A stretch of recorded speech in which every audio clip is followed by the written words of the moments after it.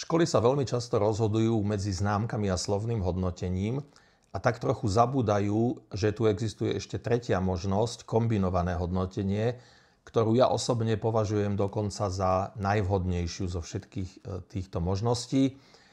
A to preto, lebo si myslím, že vhodne kombinuje to najlepšie z obidvoch tých svetov a eliminuje niektoré problémy.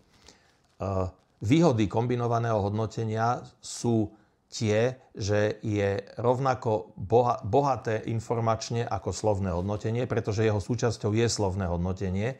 Takže to, čo neviem povedať známkou, to poviem tým slovným hodnotením, ktoré je súčasťou kombinovaného hodnotenia.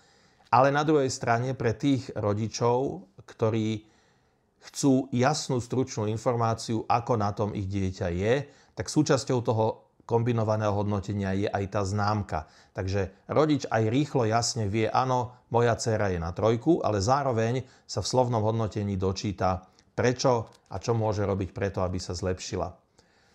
To je veľká výhoda. Rovnako pri prechode na strednú školu, keď tam bude známka a slovné hodnotenie, no tak tá stredná škola si z toho zoberie len tie známky, to slovné hodnotenie nemusia čítať, ale teda bude tam aj tá známka, to je druh informácií, s ktorou tá stredná škola vie dobre pracovať.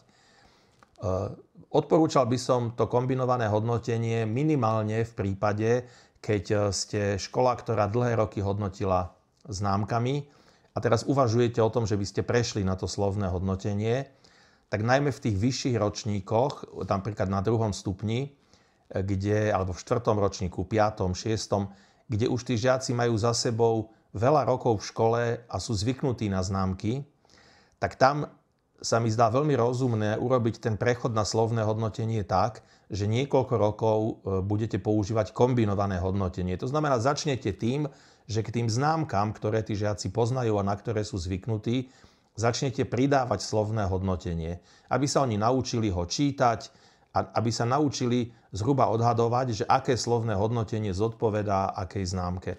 A potom po 1, 2, 3 rokoch tam môžete tie známky prestať písať a vlastne prejsť na čisto slovné hodnotenie.